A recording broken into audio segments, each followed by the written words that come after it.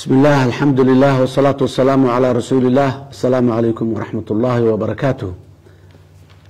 dhammaan dadka Soomaaliyeed meel kasta ay joogaan waxaan leeyahay walaalayaal waa idin salaamay.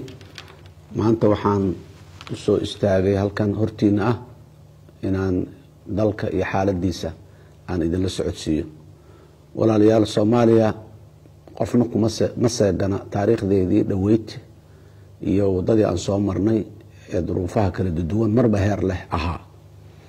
dalkani dagaal sokeeye lagu kala miirmay lagu kala baxay oo soo maray dawlad ku meel gaar oo soo maray dawlad ku meel gaarnimadii ka baxday oo soo maray dagaal kala duwan oo noocyo ah oo soo maray shabaab ugu dambeeyay ayaa dalka maanta jooga 15 sano ayay dalka joogaan. dadka Soomaaliyeed 15 sano jacaylkood iyo rabitaan dadka Soomaaliyeed ay rabaan kuma ayaan joogin cabsi gelin tahdiid ceebayn يعني dadka karaama dilid ay ku joogeen boob dhac ay dhacaan ay ku joogeen. maanta ummadda Soomaaliyeed meel kasta ay joogto waxay u istaagtay inay karaamadeeda iyo sharafteeda iyo cizigeeda soo ceshato inay diinteeda xafidato iyo caqiidadeeda suuban ay ilaashato ay u istaagtay. dadka Soomaaliyeed dhiigooda ay bixiyaan maadaama dhiigu iyo noloshu wax qiimo badan ay yihiin shabaabna meeshaas inay dadka ka xanuujiyaan oo dadka boqol u dilaan abriya waxba galabsan suuqa joog xamaalanaya safraya jidka maraya waayo waxa ay dilayaan dhiiranaan kuma dhama inay ka hor yimaadaan ciidamada qalabka sida iyo shacabka Soomaaliyeed ee deegaanada degan ee kacay inta soo daba mariyayaan ayay jidka miina geli masaakiin safraysa baabuurkooda ku qarxo raashinka dadka loo wada xaq ku gub maxaan ku ceelasha maxaan ku raadayay dumi oo siib meel kasta oo laga eriyay ceelka biyaha ku yeelay ayay mabada ka sii sibteen saakay ciidamada qalabka sida waxay joogaan magaalada Aadan Yabaal oo la og yahay taariikhdeeda iyo waxay ahayd iyo dadka Soomaaliyeed inta loogu yeero meeshaas lagu duleey jiray waa ka guureen waa ka huleelan kuma ayaan dagaalamin حتى ceelashii biyaha ku yeelay ay mambadi ka siibteen dadkiina inta afduubteen ay ka xayeenayeen awoodiya ayagoo gaashaan ka dhiganay dadka oo leh dadka hadoo idinku dhex jiro lidama weerari karo lidama duqay karo lidama waxayn karo ayagoo nimanku waa nimankaas awal waa ogeyn iyo Sooman teedaan dhulkii aan ogeyn ceelasha waxay ku sameeyeen waa ogeyn baabuurta shacabka jidka marayso safarka eedo adeeganayso tuulooyinka magaalooyinka oo adeeganayso raashinka sidii raashinka sidiis u saaran inay gubeen waad ogeydeen. maantana Aadan Yabaal ayay ka siibteen labadii ceelo ku tiilay bambooyinkii biyaha shacabkiina inta afduubeen ay ka haysteen maalin walbana sidaas ay yeeli doonaan meelaha kale oo laga sii eriyay kuwii hore laga soo eriyayna sidaas ay yeelan oo aan midaal soo qaato gobolka Hiiraan kuwaanina sida yeeli doonaan meel kasto ay ka cararaan sidaas ay yeelayaan qiimaha aan bixinaynay kamid tahay nama niyad jibinayso nama cajis gelinayso ciidanka xoogga dalka Soomaaliyeed tagay way arkeen ceelashii way u dalbeen bambooyinkii waa loo sii wadaa waa la gelinayaa ceelasha dib loo kicinaya qabaa'ilaa isdiray ciidamada amniga waa kala celiyeen ceelalaha la gubay ceelashii dib u heshiisiin gobol waa waxeen waa hawsha dawladdu ay ku jirto. waxaan rabaa halkan inaan ka bogaadiyo uga mahad celiyo dawladda Hirshabeelle iyo dawlad goboleedka Hirshabeelle iyo dawlad goboleedka Galmudug oo madaxdooda iyo mas'uuliyintooda runtii u istaagay frontiga taagan oo ka soo laaban meena qarxaysa iyo xagga tigir aan hayna horay taagan meelaha ugu horeey frontiga ugu horeey maalin walba taagan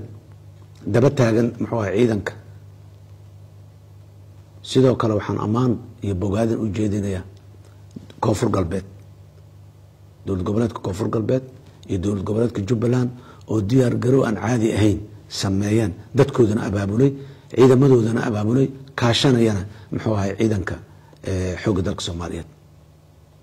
oo meelaha qaarkood roobaba ka da'ay dhulku waa dhul carro madow ah oo dhiiqa aan la mari karin waa caqabado oo ciidamada ay horumarkii ay sameeyeen lahayn ay ka sameeyeen way jiraan laakiin labadaas dawlad goboleedna waa meelana waa ka raacdeen shabaabkii inta kalena waa u diyaar gareysay waa ku soo socdaan usbuucyada soo socda ilaa idinkiis ayadana warar aad iyo aad u fiican ayaa dadka Soomaaliyeed idinka soo gaari doono labadaas dowlad goboleed. labadan dowlad goboleedna waa gabagabo, waxa ku haraahay waa wax yar. galmudugna wax yar ka dhiman, hirshabeellena tuulooyin ka dhiman. degmo hirshabeelle ka tirsan ee saakay ciidanka xoogga dalka Soomaaliya aanu gaarin ruunurgood ka jirto, ayadana waa saacado ilaahay idinkiis waa la gaaraya. dowlad goboleedka galmudug degmooyina weli maqan, waa lagu sii socdaa ayagana. waxaan rabaa marka dadka Soomaaliyeed inuu sheego nimankaasi waa naga gudbeen, waa tageen, inaan taxadar badan muujinaan. laba waxyaabood oo maanta dadka Soomaaliyeed ka codsanay waxay tahay midna in ay adkaystaan muddada gaaban, xanuunka gaaban, qarxay xagga dhigaan, xaggay muxuu ahay jidkay miino u galeen, baabuur qarxay meel hebel joojiyeen. waxa waaye ruux baxoodii waaye inay dul qaataan u adkaystaan. nimankan waa dhammaadeen, waa magaciisi. midda labaad, dadka Soomaaliyeed waxaan rabaa taxadar inuu sheego. dadka Soomaaliyeed shabaabku waa Soomaali, shabaab kalkaalku waa Soomaali, waana dad la garanayo, sifooyin gaarana leh. laakiin waxaan dareemayaa ama suurtagal ah meel qaarkood ka jiri karo dadka qaarkii ogaan la-aan inay shabaab ugu shaqeeyaan. ogaan la-aan ayagoo shabaabka necab ama dadkooda uu dilay ama ayaga uu muxuu khatar ku yahay oo cararaya, haddana inay ogaan la-aan waxyaabo shabaabka taageeraya ay ugu shaqeeyaan. dad sharaf loo karaamo leh sawiradooda iyo hadaladooda inta soo qaataan inay websaydyadooda soo geliyaan ayagoo ku faanayo. dadka Soomaaliyeed oo walaalayaal, ogaan la-aan yaana shabaab ugu adeegin. haddaan nahay siyaasiyiin, haddaan nahay ganacsato, haddaan nahay shacbi caadi ah. waan ogahay dad Soomaaliyeed oo tiro badan oo shabaab jecel ama raalli ka ami jiro, laakiin anagoon ogeyn oo wax kale ka hadlayno, wax kale ka jawaabayno, qof walaaloo kale oo Soomaali oon ku xanaaqsanahay u jawaabayno, ka waxaynayn yaanan shabaab u adeegin. kelmad kasta oo dadka Soomaaliyeed qaybinaysa, kelmad kasta oo qaybo dadka ka mid a qaybinaysa, kelmad kasta oo dowladnimada carqalad iyo ceeb ku ah, kelmad kasta oo cajas gelinaysa dadka iyo hamigooda iyo muxuu ahay waxay ku dhawaaqayaan, ogaan la-aanaad shabaab ugu shaqeeyo haysaa. ogaan walaalkeyo, walaasheeyo, yaan loo shaqeyna shabaab, ogaan la-aan yaan loogu shaqeyna. kii ogaan ugu shaqeyn waaba garanaynaa, waa kii shabaab kalkaalka ahay oon sifooyinkiisa in badan aan kasoo sheekeyna. waa qaadicu dariiqa, waa kan dadka isku dira, waa kan qabaabilka abaabulo isdila yiraa waaye. laakiin Soomaaliga muwaadinka ee sharafta leh, ee ganacsadaha ah, ee bulshada rayidka ah, ee siyaasiga ah, ee mas-uulka meelaha qaarkood ka ah waaye kan la hadlayo leeyahay hala taxadaro. ogaan la-aan yaan shabaab loogu shaqeyna. waxaan guud ahaan ammaanayaa hay-adaha dowladda dhammaan, hadday yihiin sharci dejin, hadday yihiin fulin, hadday yihiin maxaan ku rahdaa garsoor, intaba maanta u taagan muxuu ahay dagaalka shabaab. waa ku ammaanayaa dhiiranaanta iyo codka ay banaanka ula taagan yihiin. laakiin walaalayaal, Soomaaliya xaalad caadi ah kuma jirto. xaalad ay isxoreynayso oo gobonimadii sovereigntigeedii ay soo ceshanaysay ku jirtaa. xaaladaasi waxbay naga mudan tahay. waxaan leeyahay dagaalka shabaab kula jirno dadka Soomaaliyeed, walaalaha Soomaaliyeed markasta waxay ugu baaqayaan inay taageeraan, banaanka usoo istaagaan. hiilo qarsoon hiilo maaha, horeyaa loo yiri, Soomaalida kuma maaday. banaanka la soo istaag, maalintaa dhimanay ka hor dhiman maysid haddii aan la yiraa. waxaan kaloo rabaa dadka Soomaaliyeed marka maanta inaan halkan uga sheego, walaalayaal, shabaab waa taariikh, waa history, waa tegey.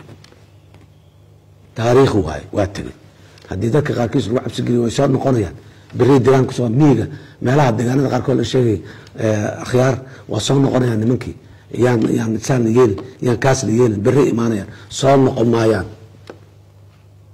ma soo noqonayaan, waa tageen ilaahay idankiisa. cajasgelin waaye markaa, ma soo noqonayaan, waa soo noqonayaan iyo cabsigelin iyo cajasgelin waaye. dadka dhahay degaan hebel dagaalka uma diyaar garoobin iyo waa cajasgelin waay. dadka Soomaaliyeed si qalbi ah oo niyad ah أي دجالك استعجل dadkayna qalbigooda iyo niyadooda aan toosino aan sii qurxino shabaab waysan maanta marka dadka Soomaaliyeed mas'uuliyiinta haday tahay xukuumad haday tahay baarlamaan haday tahay maxaan ku raadaayay qaybaha kala duwan dawladda haday tahay bulshada rayidka qaybaheeda kala duwan ayadan dhammaan waxaan leeyahay maanta aan laba waxyaabood ka fikirno oo isku meel ku soo dhamaanay muddo koowaad aan ka fikirno شباب واحد لما واتجه وتاريخ دل كان سنينا شباب كان بعدي ما حنسميننا شباب دبدي ما حنسميننا ديبوشيسين مامور الست شرع الدجن هجاجين هرومرين ما حنكر هذا استابلايزيشن كما دغناشي دغانada شباب كتغي ما ندود waa ka hadlay deegaanada shabaab u ka tagay deegaanada school male bar caafimaad male elbiya male دكس القرآن كحتى ماله قرآن سق الله عن وعقيدة الله عن ذاتك بريس أنت اللي دكسي ده حتى ذاتك لا يحرق اسكت ده وحكله أنت صار لما أنا صاق من المسؤولين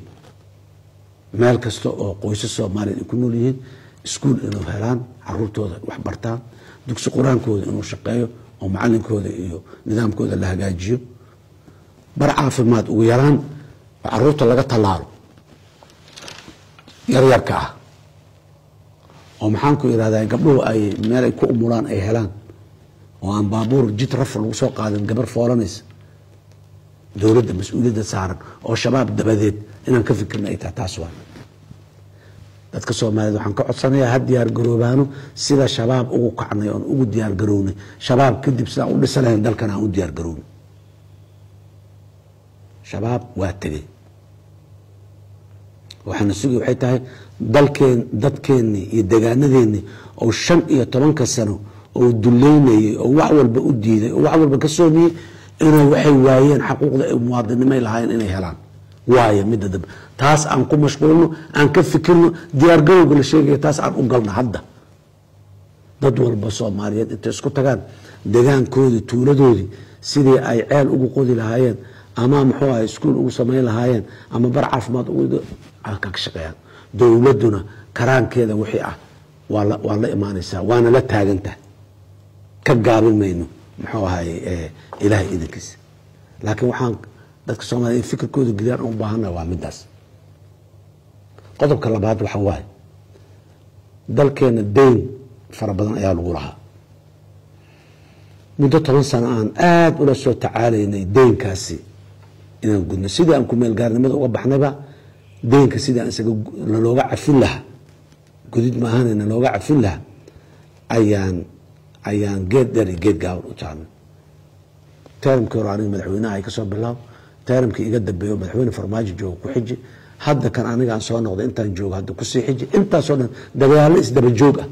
ayaa waxaa laga sameynayay sidii deynta dalka iyo ummadan looga cafi lahay deynka ma aha kaliya caqabado albaabo badanaa naga xiran oo aan maxaan ku irahdaay horumarinta iyo dib u dhiska dalkan aan u kaashahay deynka marka in aan laga cafiyahay waxay ahayd arrin aad iyo aad u bood deyn cafintiina way soo dhamaatay bilaa noo haray waxaan rajaynaynaa dadaalka aan wadno iyo inta yartaa noo dhiman oo qawaaniinta qaarkeed oo baarlamaanka taalo in la gudbiyo baarlamaanka uu gudbiyo la rabo ay ka mid yihiin aan rajaynayna baarlamaankeena maalmaha iyo usbuucyada soo socda inuu ku mashquulo anuu gudbin doono yaa nooga dhiman kadib marka sida aan hadda u lahaa shabaab mugaan deegaanada iyo dalka ka bixino dabadeed maxaan sameynaa oo aan uga hadlayo waxaan sameynaa deyn cafinta dabadeed maxaan sameynaana waa su'aal kaloo taagan 5 bilyan oo dollar ayay ahayd deynka aan cafiskiisa raadinayn oo inta badan hadda nalaga cafiyay inta dhimanay bilahaas aan sheegay gudahood nalaga wada cafin doono Soomaaliya wixii hadda ka horeeyay awood uma lahayn inay inta lacag soo deynsato warshad ku dhisato warshadeedaas hadhow badeecada muga iibsato deynka iska guddo awood uma lahayn Soomaaliya fursad iyo awood uma lahayn deyn inta soo qaadato dekad inta ku dhisato dekadaas lacagteeda qaarna ay isticmaasho qaarna ay isaga bixiso muxuu ahayd deynkii fursadaas maanta ma furmayso waxaan rabaa marka dadka Soomaaliyeed walaalaha meel kasta ay joogaan iyo hay-adahooda xukuumaddu ay ugu horeyso already shaqadaana haysa hadda oon aad iyo aad ugu ammaanayo shaqada deen cadfinta meesha ay doorka ay xukuumaddu ka qaadanayso iyo doorka baarlamaanka nafsadiisa uu ka qaatay inta dhamana aan rajaynayno inuu si buuxda oo deganaanshiina uga qaadan doono walaalayaal waa waajib wadani qof kastoo muwaadina mas-uuliyadda saaran tahay midka shaqadaasi iskalena si gaaray u saaran tahay waxaan rajaynayaa baarlamaanka federaalka Soomaaliya shuruucdaasi inay dhaqso ka soo dhamaadaan si waqtigu noogu soo degdego waqti badan ma haysan marka waxa aan laga fikiraa inuu maxay tahay 5 bilyan aan la tacaalayna 10 sano ka badan in laga cafiyo deynaan qaadan doonaa ilaa dalka inaan dhisnaan u baahana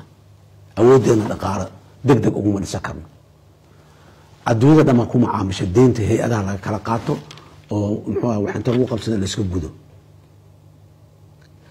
5 bilyan ka qeyreen 100 bilyan oo dollar aan helayna oo deyn ah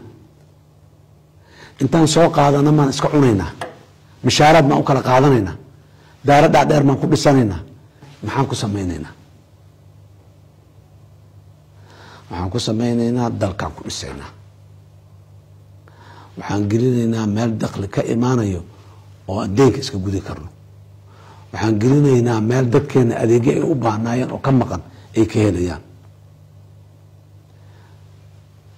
dowlad goboleedyada dalka oo dhan inay isbitaallo waaweyn oo referral hospitals ay helaan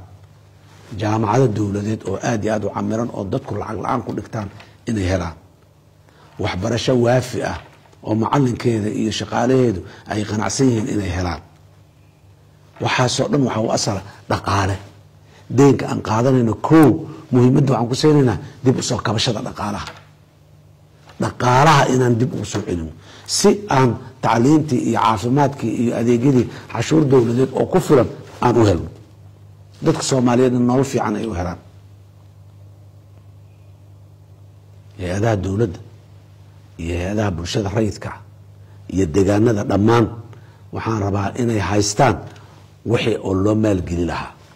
ganacsatada si gaar ah weliba mashaariic waaweyn oo la maalgeliya inay la yimaadaan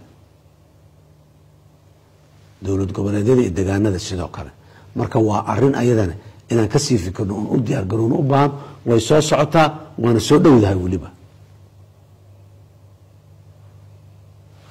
waxaan rabaa hadalkeyga inaan kusoo gulaado Soomaaliya ilaahay idankiisa waa gaari karnaa Soomaaliya barwaaqo ah ilaahay wuu na siiyey wixii aan ku barwaaqoobi lahayn oo dhan ilaahay wuu na siiyey hadday tahay bar hadday tahay beer hadday tahay bad hadday tahay barwaaqo iyo macaalin dhulka hoostiisa ku jirta caqligii deganaanshihii heshiiskii iskaashigii aan ku gaari lahayn aan laga rabaa walaalayaal 32 sano muddo dheer waa 32 sano kusoo jirna buuq iyo qaylo iyo looma dhama iyo waa diidnay iyo waa yeelnay nooma noqoto dadka Soomaaliyeed oo walaalayaal nooma noqoto looma dhama iyo waa diidnay iyo nooma noqoto hore aan socon maanta waxaad weysa biriyaad helaysaa adduunyadaadu biri ha lahaato maanta way ku ekaan maanta wax waay bis waa dhamaatay ma aha maanta dad waa biraad helaysaa maanta dad haysato mas'uuliyad dowladeed magac dowladeed biri ma haysanaysid maanta daadan haysanina macnaheedu ma biri inaadan helin fogaan arag aan yeelano biriya soo socoto ilaahay idinkiis waana biri qurxoon aad iyo aad u qurxoon dadka Soomaaliyeed waxaan u sheegaa laba arrimood kale walaalayaal wax kasta oo shaqo oo dalka ka hayno sidii aan u soo bijirnay intaan fiirino qiimeena si ka duwan aan soo bino haddii sidii aan u soo bijirno u sameeyno wixii aan heli jirnaan helina wixii aan heli jirnaan ma anfacayso 32 sano ka bacdi waa waxaan meesha u joogno wardado dulqaad war maanta waxaad rabtaa dad weyda adduunyada inay dhamaatay ma bariyaad helay bari fiican soo socoto ilaahay idinkiisa aan isbedel keeno isbedelku waa xanuun badan yahay waa qiimo badan yahay laakiin waa inaan qornaa haddii kale meeshaan joogeena waa qabaan leenahay kulligeed qof qabaan u leenahay laakiin qaran ahaan aan qab u yeelano qaran ahaan aan qab u yeelano adduunyada aan la tartamo tartanka dhexdeena oo degmo la tartamo qabiil la tartamo intaan joojino dunida aan la tartano waa nalaga tagay nalagamana tegi karo sababna looga tagaa ma jirto taasi waa midaas waxaa kaloo dadka Soomaaliya u sheegay fogaan arag inaan yeelano Soomaaliya 1960kii ayay xurriyad qaadatay dowlad noqotay 62 sano ka soo wareegtay waxaan u baahnaa markaan dowladnimada sidaan ugu fikiri jirnay si ka doonana ugu fikirno walaalayaal 2060 haddii la gaaro ilaahay idinkiis waa la gaarayaa Soomaaliya 100 sano ayay xor tahay dowlad tahay maanta dadkeena jooga mas'uuliyadana saaran oo aanan ka gabakar waxay tahay inaan ka fikirno